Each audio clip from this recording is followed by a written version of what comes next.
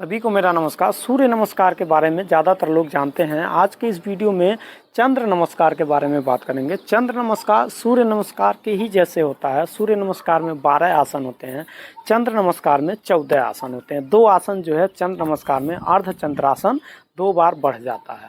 इस प्रकार शुक्ल पक्ष और कृष्ण पक्ष में 14-14 दिन होते हैं। उसी तरीके से चंद्र नमस्कार में भी आधा 14 आसन जो है बाएँ पैर से किया जाता है, फिर 14 आसन दाहिने पैर से किया जाता है, तो 14-14 28 दिन हो जाते हैं। चंद्रमा की चाल जो है 28 दिन का एक चक्र होता है, तो इसीलिए चंद्र नमस्कार में दोनों चक्रों को मिला के आधा आधा चक्र मिला के 28 आसन हो जाते हैं, तो ये कंप्लीट एक चक्र हो जाता है। तो चलिए इसको शुरू करते हैं। तो इसको शुरू करने के लिए अगर आप सूर्य नमस्कार नहीं कर पाते हैं तो सबसे पहले आप 1-2 महीने सूर्य नमस्कार की प्रैक्टिस करें, क्योंकि जब सूर्य नमस्कार करने लगेंगे 12 आसन इसके सूर्य नमस्कार के ही होते हैं। तो जब आप सूर्य नमस्कार अगर कर लेते हैं फिर आप जो है चंद्र नमस्कार कर सकते हैं। चंद्र नमस्कार करने के लिए इस तरीके से सीधे खड़े हो जाते हैं और अपने शरीर को और मन को शांत करके तैयार किया जाता है। उसके बाद फिर जो है चंद्र नमस्कार धीरे धीरे किया जाता है, जिससे हमारा चंद्रमा क्या है ठंडा होता है। तो चंद्र नमस्कार अगर आप धीरे धीरे करते हैं तो आपका शरीर भी धीरे धीरे शीतल होगा। अगर आप इसको तेज गति से करते हैं फिर जो है शरीर आपका गर्म होता है। तो शरीर को ठंडा रखने के लिए इस तरीके से अपने मन को और शरीर को सीधा कर लेते हैं। फिर ये हो गया प्रणाम मुद्रा। श्वास लेते हुए हस्त उत्तानासन, फिर श्वास छोड़ते हुए इस तरीके से पाद हस्तासन करेंगे, और फिर श्वास लेते हुए अश्व संचालन करेंगे, और फिर अश्व संचालन के बाद अब इसी में अर्धचंद्रासन करेंगे। अर्धचंद्रासन करने के लिए इस तरीके से दोनों हाथों को प्रणाम मुद्रा में ले आते हैं, और फिर इस तरीके से श्वास लेते हुए अपने रीढ़ की हड्डी में एक चक्र बनाते हैं, ऐसे देखिए। और फिर श्वास छोड़ते हुए हाथ को नीचे करते हुए श्वास छोड़ते हुए फिर जो है अश्व संचालन में आ जाते हैं। इसके बाद फिर जो है श्वास छोड़ते हुए पर्वतासन में आ जाते हैं, फिर श्वास लेते हुए अष्टांग नमस्कार में आ जाते हैं, और फिर उसी में श्वास लेते ही जो है भुजंगासन करेंगे, फिर श्वास छोड़ते हुए पर्वतासन करेंगे, और फिर बाएं पैर को ही पीछे करेंगे। अभी हम जो है 14 आसन जो है बाएं पैर से कर रहे हैं, फिर 14 आसन दाहिने पैर से करेंगे। तो इस तरीके से अब अश्व संचालन आसन में आ गए। अब इसी में फिर अर्धचंद्रासन करेंगे एक बार और। तो इस तरीके से दोनों हाथों को प्रणाम मुद्रा में ले आते हैं, और फिर धीरे धीरे श्वास लेते हुए और अपने ऐसे पीछे रास्ते झुकते हैं, अर्धचंद्रासन बनाते हैं। श्वास छोड़ते हुए हाथ को नीचे करते हैं, और फिर पाद हस्तासन करेंगे, हस्त उत्तानासन और प्रणाम मुद्रा। इस तरीके से ये 14 आसन अर्ध आसन हुआ।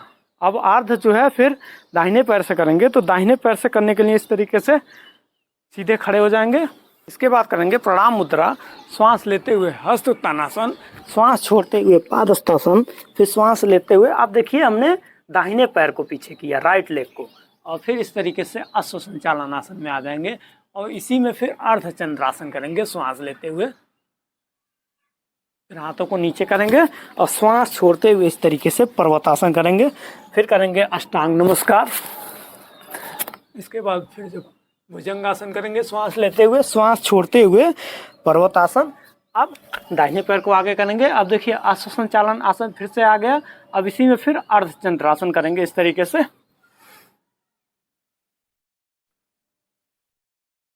श्वास छोड़ते हुए हाथ को नीचे, पाद हस्तासन,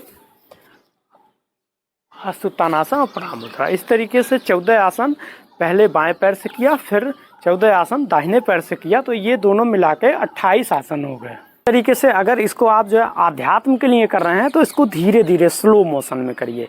3 से 7 चक्र जो है स्लो मोशन में करेंगे तो वो अच्छा है। और अगर आप अपने शारीरिक विकास के लिए कर रहे हैं, शरीर के लिए कर रहे हैं, तो आपको 3 से 7 चक्र जो है तीव्र गति से करना चाहिए। तो ये दोनों अलग अलग चीज़ें हैं। ये आप स्लो भी कर सकते हो और तीव्र भी कर सकते हो। अगर आप स्लो करेंगे, अपने मन को बिल्कुल जो है कंसंट्रेट करेंगे, तो आध्यात्म के लिए अच्छा है।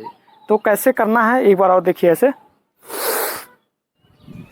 चंद्रमा में अपना कोई प्रकाश नहीं होता, किंतु वह सूर्य के प्रकाश को प्रतिबिंबित करता है। उसी प्रकार चंद्र नमस्कार का अभ्यास सूर्य नमस्कार के प्रभाव को ही प्रतिबिंबित करता है। चंद्र शक्ति ईड़ा नाड़ी में प्रवाहित होती है। उसमें शीतल, विश्रांतिदायक और सृजनात्मक गुण होते हैं। इसे ऋणात्मक, अंतर्मुखी, स्त्री वाली अथवा मानसिक शक्ति है जो चेतना को वहन करती है। चंद्र नमस्कार करने से रक्त परिसंचरण, श्वसन और पाचन प्रणाली सहित समस्त शारीरिक संस्थानों को उत्दीप्त और संतुलित करता है। पीयूष ग्रंथि और हाइपोथैलेमस पर इसका जो प्रभाव होता है उससे पीयूष ग्रंथि का अपक्षय और कैल्सीकरण रुक जाता है। बढ़ते बच्चों में बाल्यावस्था और किशोरावस्था के बीच जो संधि काल होता है यह उसमें संतुलन लाता है।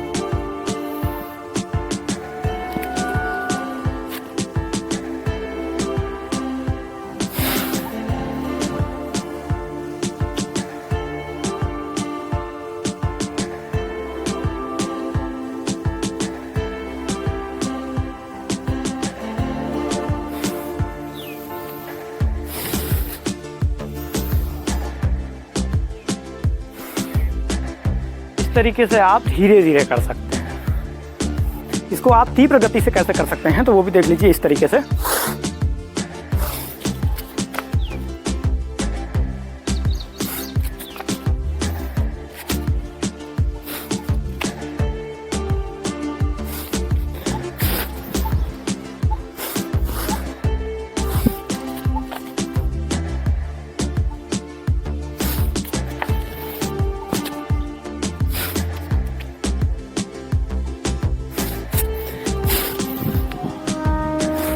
इस तरीके से आप इसको तीव्र गति से भी कर सकते हैं। इसको अगर आप शारीरिक क्षमता बढ़ाने के लिए कर रहे हैं फिर तो आप सुबह कर सकते हैं, लेकिन इसको आप रात्रि में, चांदनी रात हो, अगर आध्यात्म के लिए है तो कुछ लोग जो है चांदनी रात में भी इसको किया जाता है। लेकिन इसमें सावधानी ये रखना है कि आपको करते समय अमाशय पूरा खाली होना चाहिए, पेट खाली होना चाहिए, तभी ये रात में आप कर सकते हैं। ये नहीं कि शाम को खाना खाने के बाद कर सकते हैं।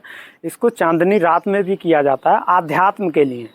तो और सूर्य नमस्कार को या चंद्र नमस्कार को करने के बाद अगर आप इस तरीके से शवासन में लेट जाएं 1-2 मिनट तो और अच्छा रहता है। इस तरीके से जब भी आप जो है चंद्र नमस्कार को कंप्लीट करें तो इस तरीके से शवासन में लेट जाएं, आंखें बंद कर लें और अपने शरीर को शांत करें और अपना ध्यान जो है अपने आज्ञा चक्र पे लगाएं।